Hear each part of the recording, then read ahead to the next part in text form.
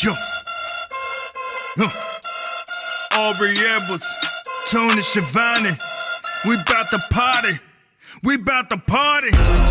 Unrestricted. Got the house now. We gon' turn it up. Unrestricted. Welcome, everyone, to another edition of AEW Unrestricted. Tony Schiavone and Aubrey Edwards with you, as always. Hey, Aubrey. Hello. How are you, Tony? I'm all right. How you doing? I'm doing okay. I'm on like my third cup of coffee, so it's going to be a good day. Well, as we're recording this, of course, you are out of the West Coast. So it's around, it's early, let's say early morning on the West Coast for you. It is still dark out. Yeah. Okay. So, as a matter of fact, we have been working the West Coast for quite a while in the month of January and even in the month of February. So we understand your pain. Oh, yeah. Now you do. Those 6.5 hour flights back for all those Orlando people. It's like, yeah, starting the shows at 5 o'clock in the afternoon is pretty cool, but you got to pay for it on the other end. Right. But our crowds have been awesome. It's nice Yeah. being in new areas. It's nice being in new arenas and just seeing like the AEW fans have been waiting so long for us to get out there. It's nice that it's finally happening. We have with us our guests are Arn and Brock Anderson. Of course, Brock, one of our up-and-coming young stars in AEW, and Arn Anderson is obviously a legend in this business on many levels. Arn, how you doing, brother? Fantastic, Tony. Thank you guys for having us. We appreciate it. Mm-hmm. Brock, you doing okay, bud? Yes, sir. Thank y'all for having us today. Yeah, you're welcome. I have a long and storied history with Arn. That I don't know if we got so much. I don't know if we'll get into that, but recently we have seen now Brock, you and Flying Brian together, and this kind of started out on Dark, and Arn, you said that you thought these two young men could have some chemistry together. Arn, talk about that. Well, yeah. I mean, obviously they both have individual talent. Brian reminds me of his dad the more I'm around him. And poor old Brock, God Almighty, ain't no doubt in that one's mine. But, sometimes when you have individual achievement in this business, it's great. But there's a place, and near and dear to my heart, obviously, for tag teams. Because a tag match, in my mind, if it's a good tag match, the right guys are the champions, the right guys are the challengers, you got enough time, you got enough ring time and all that stuff, nothing should ever be able to follow that in my mind. And there's just something about cutting a ring off and having a tag match where it now becomes a 2-on-1. That's a lost art. Really is. If there's anything that I've learned at AEW, it's definitely like the art of tag team wrestling. And it's something that I've been super appreciative of. Brock, kind of sticking to that topic, I know that you've done a lot of tag team wrestling while you've been at AEW, tagging with Lee Johnson before he became an asshole. Right. And now tagging with Brian. What do you enjoy about being part of tag teams?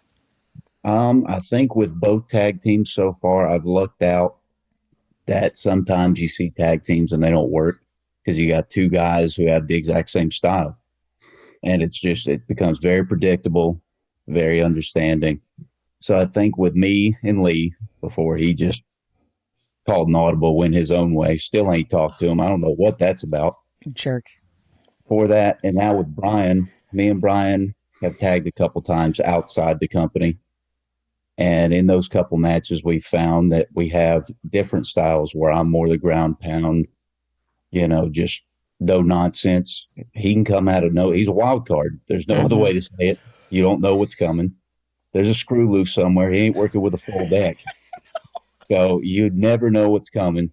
So I think that will be our formula for success. You could call it, I'm deliberate, he's crazy. We can call it deliberately crazy. Love that. So, Arn, you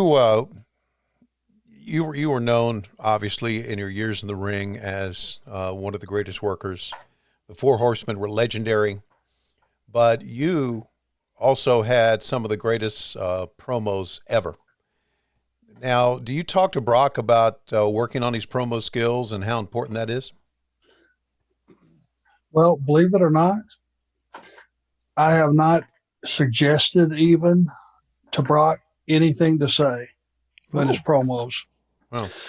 And the first time, Tony, is when before StarCast in Nashville, we did that docuseries for Conrad's show, right? Right.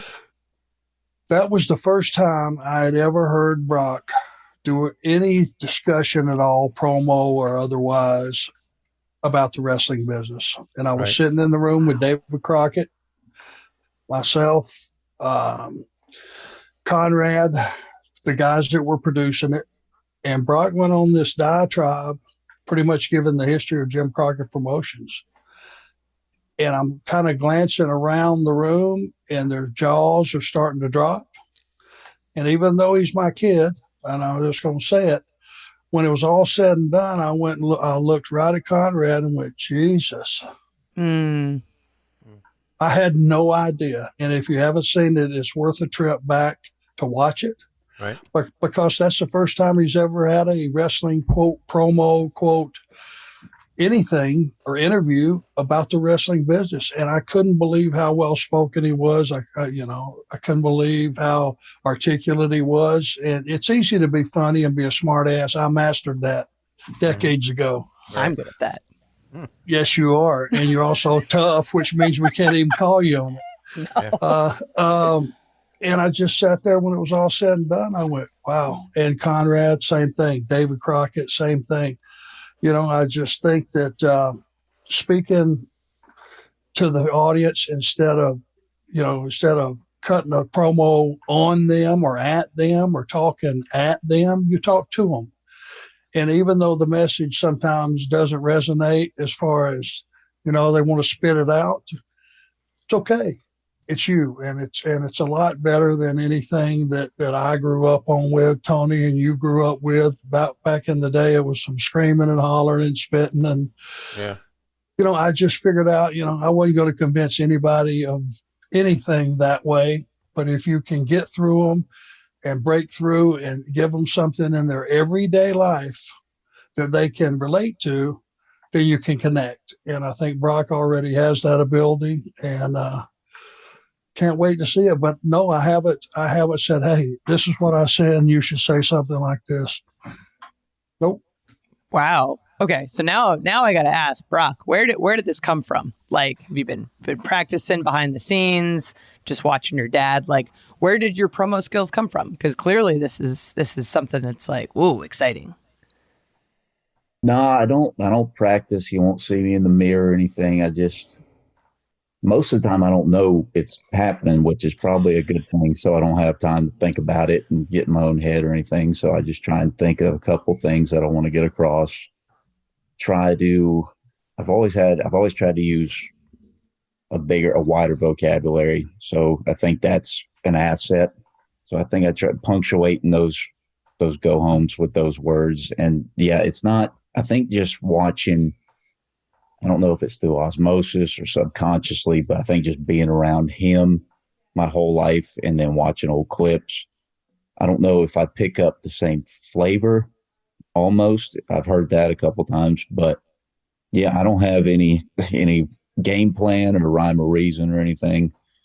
Like he was saying for the StarCast, I was sitting there and they just said, have you done anything like this before? I was like, no. I'm like, all right, well, we'll let you know. Just keep talking until we say stop. And I went on probably, I don't know, he can verify this, probably 20, 30 minutes. They were just asking me questions about, the history of Jim Crockett and all that. And it's something, I think it was good because it's something I was interested in and I knew and I loved. And I just went on and like he said, everybody was in there and they were kind of silent. And I was like, oh, I just shit the bed huge. And they were like, no, that was like, have you ever done this before? And I was like, no, I've never done anything. They're like, that was really good. And I thought they were just lying to me, but I guess it was all right. I don't know where that clip is now or where the whole thing is, but yeah, if y'all go back and look at that, maybe you can understand a little bit of the flavor that I bring on promos. Yeah. It goes back to what I've always said, and Arn, you can agree or disagree. I think you would agree. As far as promos are concerned, and even pro wrestling, your wrestling skills, but as far as promos are concerned, you either got it or you don't. And you can get better, obviously, but those who have it, have it. And that's the way it was when you first started, I think. And you get better and you learn, but you have those promo skills that are innate to you, right? You know, it helps to go to the ring and kick the curtain open. And to you, in your mind, you're going to war. And it's 100% real. And it's real in your head. It's real in your eyes. I can tell a guy that's walking down to the ring if he's ready, you know. Mm-hmm. And the one thing, Tony, that I was always mindful and respectful of, even though I would zing you occasionally, mm-hmm. you know, it's been your pleasure.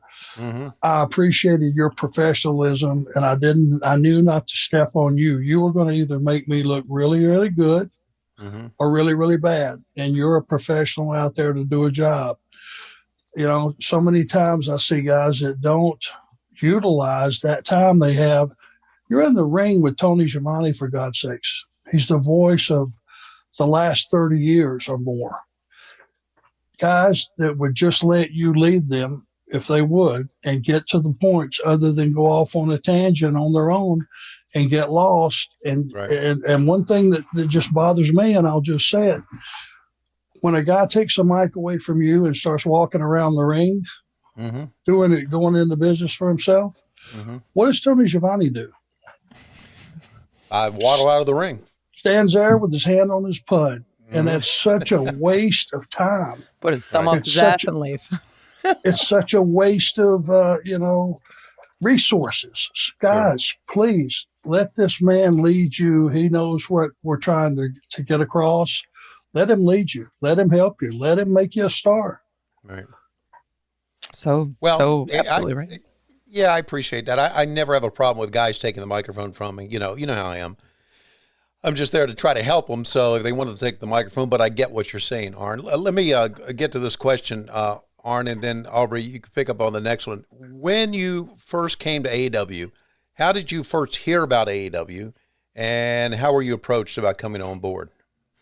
I was like everyone else, just kind of catching it through the grapevine and social media and, hey, these guys. And then I was, already doing some stuff with Conrad and found out about the big show in Chicago. And I was kind of hearing about stuff just like a fan would, because in my mind, I was with Tony Hunter, going to do some appearances. And other than that, I was done. I was retired.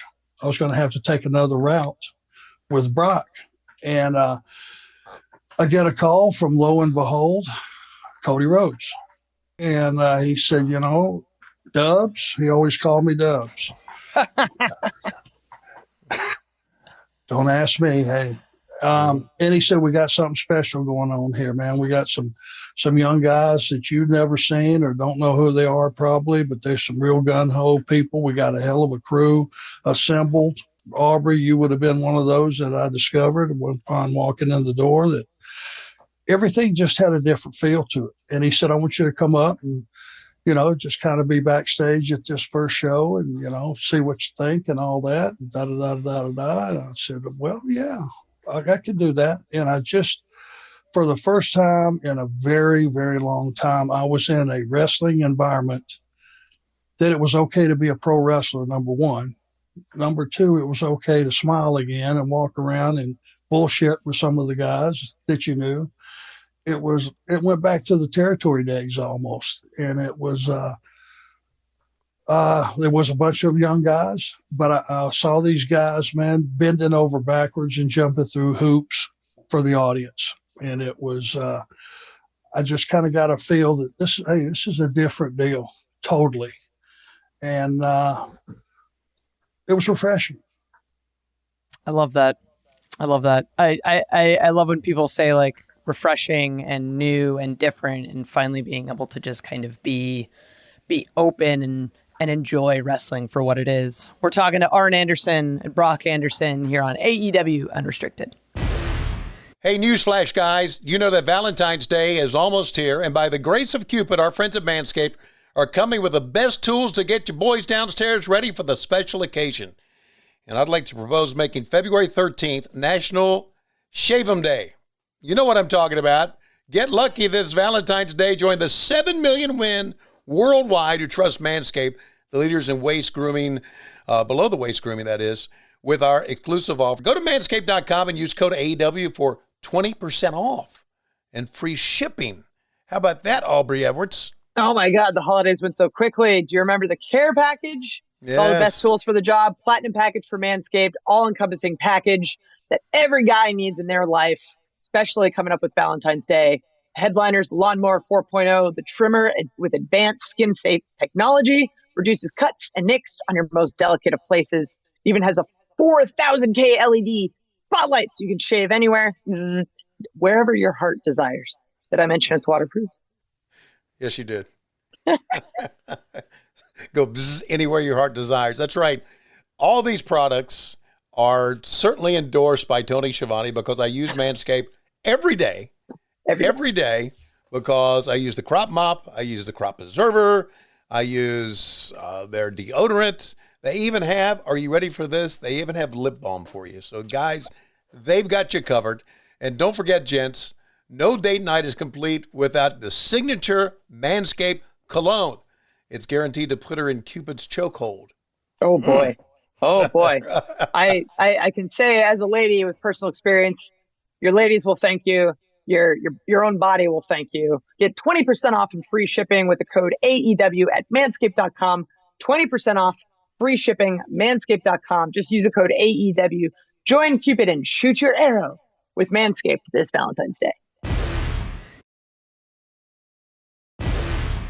This is AEW Unrestricted. Aubrey and Tony talking to the Anderson family, both Arn and Brock here today. Very, very exciting. Brock being, the biggest up-and-comer and Arn being the huge legend that he is. It's been an awesome, awesome conversation. So, Brock, we were just talking a little bit about, before the break, about hearing about AEW and Arn checking it out and all this sort of stuff. When did you first get approached about AEW or coming around, or how did that whole conversation go?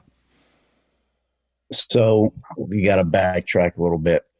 He referenced it a little bit. So I knew since 12 years old, this is what I wanted to do. So once I graduated high school, I looked at him and looked at my parents. I was like, this is what I want to do. There's no point in me going to college. I was like, if I got to go to another company, if I got to go to Japan, I don't know. Dad immediately got ixnayed. They're like, you're going to get education. Don't ever bring that up again. Yeah. Go get your education, then we'll double back to this when you got that piece of paper in your hand. Smart. So I went and did that. Graduated December 19 from East Carolina. And then January 2020, I was like, all right, we need to start rolling. So started training. I was training here in Charlotte with Lodi from WCW. He's got a school about 15 minutes up the road. Went in there 2-3 times a week for about a year. I think somehow Cody, just in their conversations between him and Dad, had figured out what I was doing, what I was training, keeping track of my progress. And I guess he told him anytime he wants to come up, just have a tryout, just let him know. And he was like, all right, when he's ready. So I think maybe February 2021, he was like, I think you're ready. So this was COVID Jacksonville. So it was different. It was, y'all know, I walked in, it was a different feeling. That dailies was a different feeling of doing TV. It was pretty surreal. And I had a tryout match with John Scholar, who y'all know. Mm-hmm. And I don't know, it was nerve wracking because everybody was out there. This is when Cody was still doing like the classes in the afternoon. So everybody was out there. I remember Cash was out there, Cash Wheeler. I think Hobbs was out there. There was roster guys out there. So it was probably 50 people out there watching me. when I usually had 5 people watching. No pressure. Yeah, no pressure at all. And I don't know if I just exceeded their expectations because their expectations were so low. But I got a pretty good feedback from everybody. Everybody seemed, I think Cody came up to me and said, we can have that match on Dark tonight if you want. And signed that day. And it was just, it all happened so fast. I can't remember really any details other than that. It was just boom, boom, boom, boom. But it was nuts. And then from there, I was rocking and rolling. Damn. You also went on to train with QT and Cody at the Nightmare Factory, right, Sam? Yes. So I signed in February of 2021. And then I think they were just waiting to figure out what to do with me. So in that meantime of about 6 months, I would go down to Nightmare Factory in Atlanta, and I'd roll around with QT. And I can't say how good, too much about how good a teacher QT is. Real old school. He's basic. The way he explains things makes perfect sense. He just relates things in a very understanding manner. I'd go down, roll around with them some. I had a couple. They did like their dark. I can't remember, like classic matches they would tape for their show. Did a couple of those. Great place to train.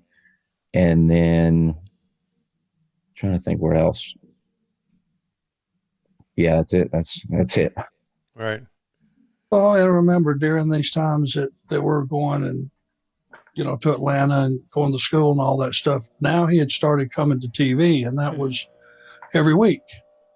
That kind of cuts down on a little bit of your availability to go here and there. And the fact that he was, they wanted to come into all the TVs and just basically sitting there and watching the machine and how things work. I mean, you can gain a lot. You can learn a lot what to do and a lot of what not to do watching match after match after match.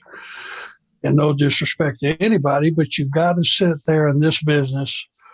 One of the biggest learning tools is be able to sit in front of a monitor and watch a match. And when something doesn't feel right, figure out why it didn't feel right to you and go to it through the head of a talent and go through it through the head of a fan who sometimes look at things differently. And sometimes they look at things the same. And sometimes we look at something and go, boy, that sucks.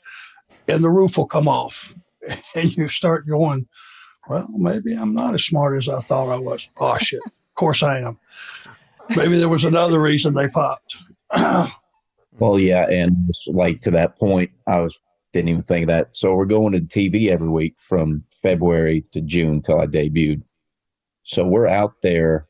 Remember, we would do the 2 shows. So I was out there from Dynamite all the way till 3 a.m. when we finished doing Dark. So I watched every single match. I sat out there, saw something I did like, something I didn't like.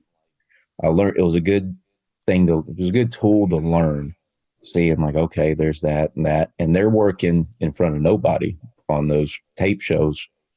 And I was like, oh, okay. And it almost got to the point after about 4 months of me just sitting out in the crowd, not having a match, that everybody's like, all right, what's your deal, man? Like, are you working here or not? Like, it's starting to get a little fishy.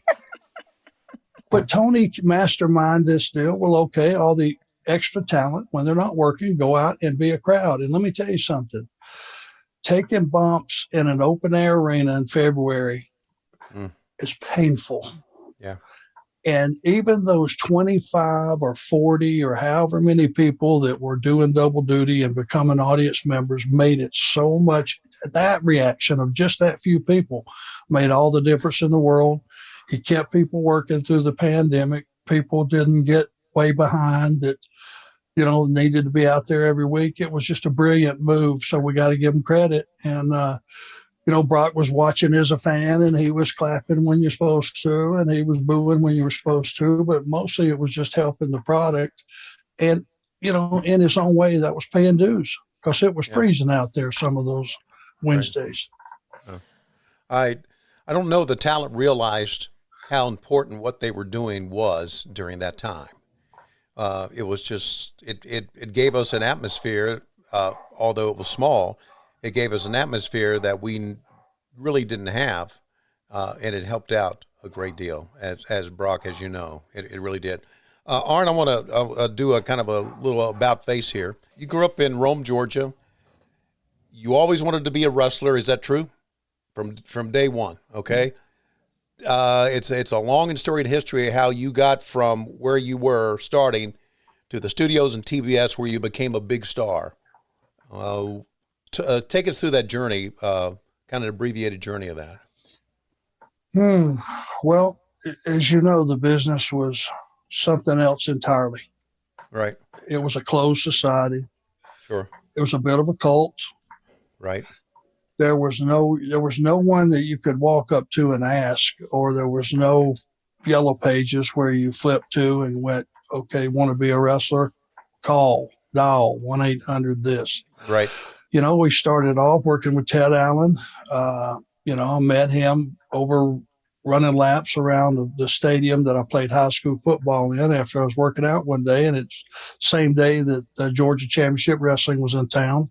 Mm-hmm. And as I was leaving, he was pulling up and I recognized him from TV and I went up, excuse me, sir.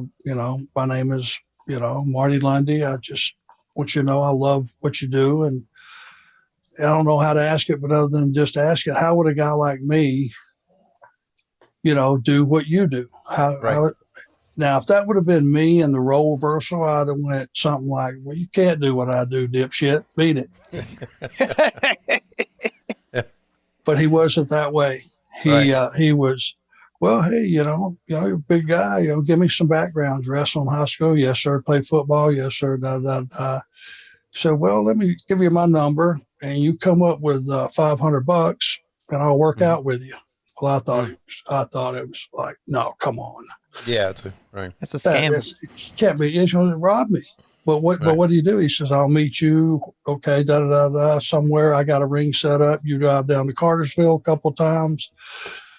Long story short, after about 8 or 10 training sessions, believe it or not, he got me booked on Atlanta TV just to go down and get throttled to do a job, get flattened, tackling dummy. Mm-hmm.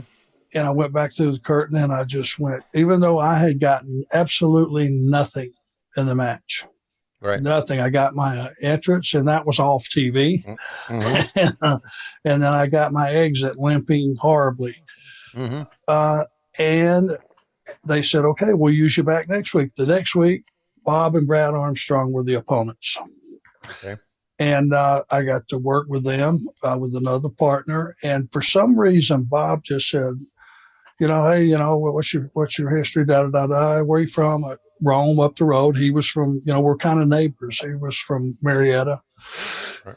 So Brad will do a little something for you, like just a little bit, so he can give me a tag. Well, I didn't even know that he was going to have Brad sell a little bit. Not for me. I thought he was doing it for me. He was going to do it for the match. Right. So unless you got a little heat, come back from what? There is no comeback. Right. So it was all done. Long story short, okay. He let me do some stuff. It went well. He said, hey, man, what are you doing? Are you out here trying to get some work? What are you trying to do? I said, you got a job? I said, well, yes, sir. I cut meat in the grocery store and I'm training after, in the afternoons. Oh, okay. Well, I had a gig for about 3 weeks down in Pensacola. I'm the booker there. I could have used you, but I know you're not going to quit the job. Now, keep in mind, cutting meat, I was assistant market manager at a grocery store. Mm-hmm. May seem foolish or stupid or less than, but let me tell you something. In Rome, Georgia, that was a pretty high-paying job. Sure. And there weren't a lot of them. And I said, well, I'll quit. No, God, don't do that. No. Be honest with you, Mr. Armstrong, I didn't aspire to be a meat cutter growing up. Mm-hmm. I want to do what you do. Okay, so he used me for 3 weeks. When the 3 weeks was over, he says, well, time's up. What are you going to do now? I said, well, I don't know. He said, let me send you out to Bill Watts to do 2 TVs. Went out there. Bill Watts used me a couple times. He went, hey, I can use you underneath. Go home and get your clothes and come back. 5 months there. They sent me to Atlanta to work for Ole. JYD gave me a plug to Bill Watts. He said, Bill, he looks just like Ole, Megan Anderson. Well, JY, that's brilliant. Yeah. Brilliant, Jay White. He says, Yeah. we'll do that. So I walk in. Ole looks at me and he goes, damn, you do look like me. So I don't know how to take that, but I was in his office, so something worked. Matt Bourne and I had a run. I left there. I went back to Pensacola for 14 months. Ric Flair came down. I met him, drove him around while he was down there. That was like some people thought it was a curse. I thought it was a blessing to drive the world champion around. Right. I'm going to get you booked in Charlotte, and you got something, da-da-da-da-da. Jimmy's looking for some talent, so he got me booked in 85, March of 85, and that's when I saw Tony Schiavone for the first time. Wow. How about that? And as you know, Tony, back in those days, man, we were doing those market spec promos every Wednesday morning. All day. And all day long. And if you mess it up, do it again. And man, and you were personalizing the town, you were personalizing your match, you were talking about everything that made it their show. When the syndicated, when you watch that show, we'd be talking about the Marriott, the Gold's Gym, this and that and the other. And you learned to put details into your promo. Things that are going to wake them up. Oh God, they're going to be there. Oh, okay. They're working out where? Well, gosh. And it made them feel like they had their show. And you learn so much doing promos that way and talking about the matches and the specifics of your opponent, learning to put your opponent over, which is a lost art. Boy, it sure is. It was just things that we learned. And man, we went on the Horsemen ride. I give you credit, Tony, because it's absolutely true. You pointed out to me what I just said about the Four Horsemen of the Apocalypse, and I really didn't even think of it being a moniker. I was just taking a Bible verse and applying it to what we do. And you walked over and went, Jesus, Arn, you just named you guys. And that was a moment in history that is absolutely real. Had he not said that, we might have just skipped over it and moved on. And I haven't received a fucking dime for the Horseman moniker. I should have. Well, I'll go you one better than that. Neither have I. I had to buy the friggin' trademark to get a pro wrestling tee posted. There you go. There you go. Love it. All right, let's go. Let's come back with more with Brock and Arn. A lot of stories, a lot of things to talk about. I want to talk about Brock, about his decision to keep that Anderson name when we continue on Unrestricted. AEW Unrestricted continues. Tony and Aubrey with you, talking to Arn and Brock Anderson. Brock, I would imagine that keeping the Anderson name was like a no-brainer. Of course. Yeah. Of course. Yeah. Brock Lundy probably was. He'll tell you Marty Lundy is not, Lundy's not a super marketable name. No, I guess not. And there's such a long lineage of, you got Gene, you got Lars, you got Ole, you got all these Andersons, such a great lineage. And I think it's not hard to tell that I'm my dad's kid, just genetics wise. He blessed me with this beautiful head of hair. Right. Really? So I don't think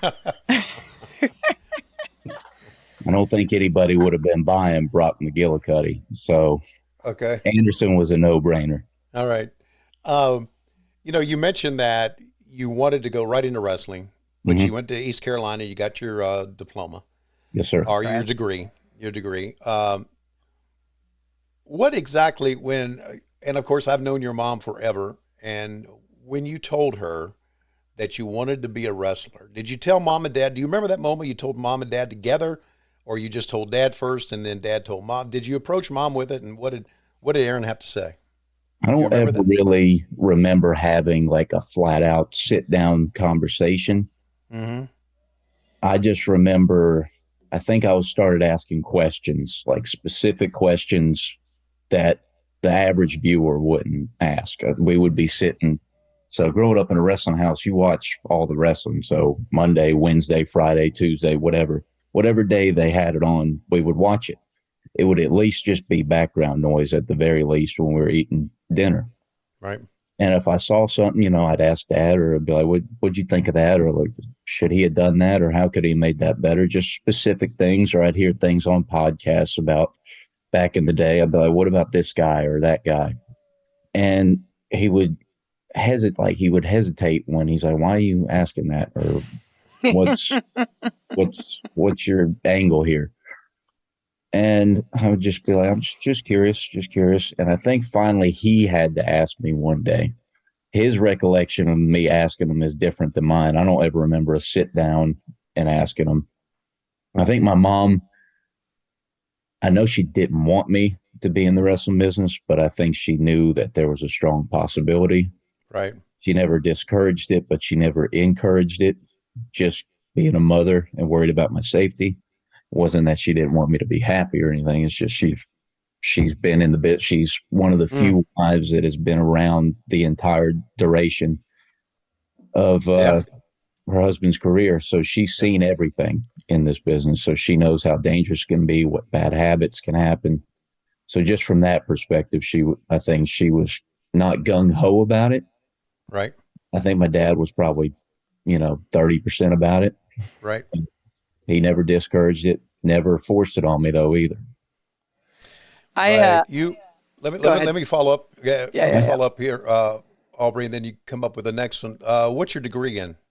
Business management. I figured that was safe, considering I didn't want the thing to begin with. Figured that was okay. That was a good blanket that covered a wide area. I don't know if you realize, but the older you get, you'll realize that the degree is more important than any bump you'll take. You do realize that, don't you? Okay, very good. Now go ahead, Arn. Aubrey. I always feel like it's one of those, like, it's either communications or business management. Like, those are the two go-to. But at the end of the day, like, I kind of wish I had gotten either a business management or a communication, just because I'm like, oh, man, that would so work now. Back when I was 22, hell no. Now that I'm 35, oh, my God, I wish I had all that. All right. I want to go back, just a complete detour. One of my favorite moments, and I know one of the fans' favorite moments from AEW, is Arn's Glock promo. And and how great this was, how much it resonated with the audience, the response after with the t-shirts and all that. Arn, talk about that day and that promo a little bit. Well, being Cody's coach and Cody being squeaky clean and, let you know pretty quickly that he wants to do the right thing. He wants to be a role model and all the things that I had never gave a flip about. I didn't give a shit about public opinion. I let you know on promos, I take it and put it where it belongs, flush it down the sewer system. Up until that time, I had not been able to be the Arn Anderson of 1986. I used to say stuff like that all the time. The WCW days, all the time. You just couldn't curse. But if you wanted to grab, the audience, say something that they would go, what did he say? Did he really say that? Something that just will shove you out of your chair. It's like going to sit down and somebody pulls a chair out from under you. For about 2 seconds, you may not fall all the way down, but you'll do some mighty stupid shit standing up. You know what I mean? And Cody kept saying, well, what are you going to talk about? And we were pushing the way the angle was going. I was wanting him to toughen it up. Hey, you don't have to do what's expected of you. You don't have to please the kids. You're not going to disappoint the kids. You want to make the kids happy. Start winning. And the story was kind of leaning that way, and we had them teeter-tottering. And I had everything put together except the one thing that was going to rattle the tree, shake the tree. And he was either going to fall out of it or he was going to hang on and crawl down and go, okay, I get it. And that kind of popped in my head. And I really didn't have that line before we went out there. And if you look at Lee's face when I said that, his dentures fell out. And he didn't catch them before they hit the floor. And it was, if you look at Cody, he couldn't believe it either. So we came back through Gorilla And I looked, and Tony is always in his chair. Mm-hmm. Tony Khan, when the show's on. Tony wasn't there. And I went, uh-oh. I just got this wash that came over me. It just was like, oh, you're in trouble.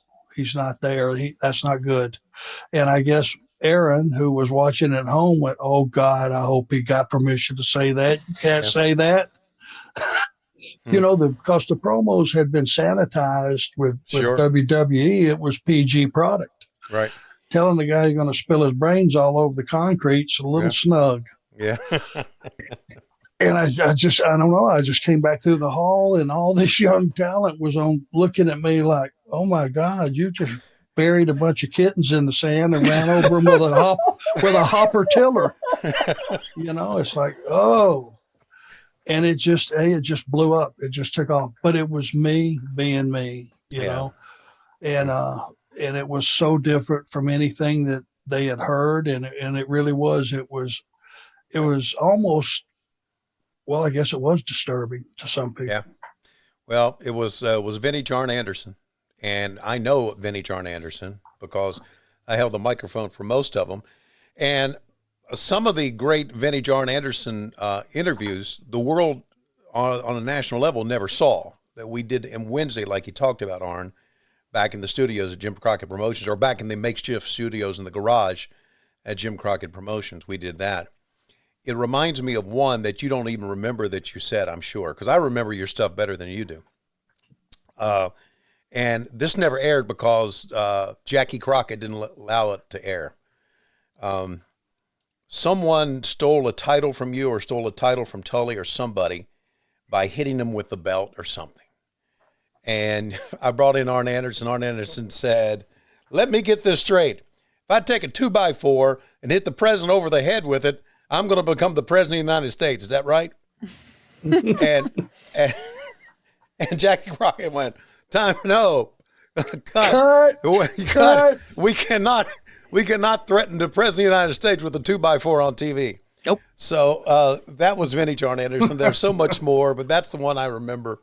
It was just freaking classic. So the Glock didn't surprise me at all. But what exactly was TK's reaction to it?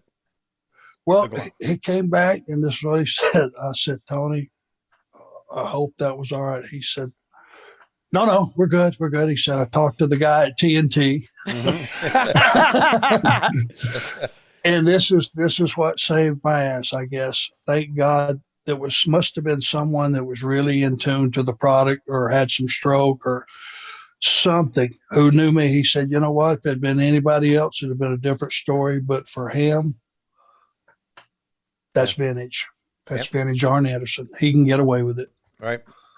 So that support from whoever that came from, thank you. Yeah. Damn. That's wild. Yeah. I want to go back a little bit. It was said, I think, in our first segment, referencing StarCast and Pillman and all this sort of stuff. But Brock, you get to do like signings and appearances with your dad. So what's it like to be on the road with your dad and get to work with him as much as you do? You know, when he was, it has probably become my favorite part of being on the road. Because when you're growing up and your dad's gone from Saturday to Wednesday, and then he comes home and sleeps one whole day, he's got a packed Thursday, you know, you don't get a whole lot of time with him. And I understood that he was working and that he was grinding. But, you know, sometimes when he's missing birthdays, when he's missing Christmas, sometimes Thanksgiving, all these holidays, when you're getting a call from your dad on your 11th birthday because he's on a tour, like a 10-day tour in the Philippines, you know, it's not normal. A lot of people don't understand that. So having him guide me through this journey and be there whenever I need him has been a blast. He's been my dad. He's been my coach, and leaning on him, it's by far my favorite, because when you can't win, it's tough, because I love this business. But when you can't, you know, when he comes home and he's, like he said, he's been on the road 5 days, and you say, "Hey, Dad, can we go outside and throw a baseball?" And he's like, he looks at his hand and he says, "Son, I can't throw the baseball because the toll it has taken on his body from all these years in the business. He can't throw a baseball with his kid." And I know that tore him up, but it's hard for a kid. So, but he can, when he can do this and when he can bring this and the knowledge he brings to this, it makes up for anything that happened back in the day. It's awesome. I'm getting a little emotional now thinking about it, but it's been a blast. Like I said, it's my favorite part of being on the road, being with him, traveling with him, waking up 5 o'clock in the morning, go to the airport. Wouldn't trade it for anything. Yeah, that's very well said, Brock. Very, very well said. I get it, man. I really do. Remember that business degree. Yes. That's the most important thing you got. One final thing to lighten the mood here before we have to go. Ole Anderson said, "Damn it, you do look like me." Stacy, our producer, put this in our list of questions, so I'm going to throw it out there because it's a loaded question. Do you have a favorite story about Ole Anderson? Oh,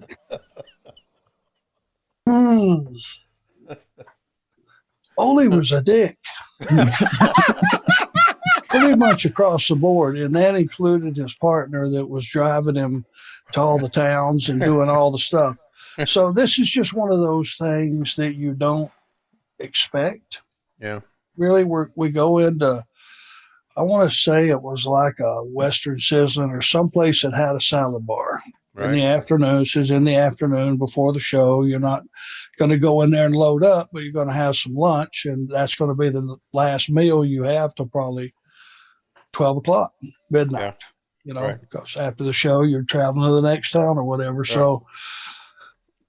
So we go over to the salad bar and we make our plates and all that stuff, and I put all the goodies that I wanted on there, and it was stacked up pretty high. I guess I ate maybe half of it to 3/4 of it. He's cleaned his plate now, and he's sitting there, and we get ready to go, and he goes, "Gonna eat that?" No, man, I'm good. Had enough. No, you're gonna eat that. You heard the saying, "Take all you want, but eat all you take." Yeah. There's people in the world starving. Yeah. You need to finish that plate. I think he's ribbing. Well, he ain't smiling, and he ain't ribbing. Well, I didn't end up eating it, but he really got pissed at me, and that's one of those things for a guy that used to just hag his brains out about everything imaginable. Mm-hmm. So hard to be around, but he really... that bothered him that I was wasting the food. And then I got to thinking about it. I guess we're rolling down the road after the show, no talk about it or anything else. And I guess I must have looked at him and went, "I'm sorry." He goes, "Sorry about what?" Besides the obvious. And the obvious, I still don't know what the obvious was. I said, I shouldn't have piled all that food up there. "Well, you're a dumbass." Won't happen again. And it was like, I guess I shouldn't have just thrown it out there hours and hours later, but it's just one of those things you didn't expect. The Ole Anderson stories are incredible. Most we can't tell, but I'm like you, Arn. I'm so glad that Ole Anderson was part of my development in wrestling. Just like Brock is so honored that his father is part of his development in wrestling. It all goes full circle, doesn't it? The one thing people ask me about, what did you learn from different partners and all that stuff, and what was the best incarnation of the Horsemen and all that? You had to be on the apron or in the ring watching Ole Anderson work, right, to truly appreciate the credibility that he brought to the business. Mm-hmm. Everything he did was 100% legitimate. Yep. And if you didn't learn anything sitting there watching him pound the piss out of Ricky Morton and making guys fight him back to the point to where, finally he would go down. But babyfaces I learned from him, make a babyface earn what he gets. Yeah. Don't just get hit with one shot and go flopping around the ring. Make him earn it. Make it a contest. Right. And I learned so much just, being his partner. I really did. And Yeah. All right, guys. It's been great. Yeah. thanks, Been everybody. Thank y'all. Appreciate y'all having us. Yeah, Yeah, this has it's been fun. an awesome conversation. It's been deep, it's been funny, it's been the wide spectrum of emotions, and I really appreciate both of you being here today.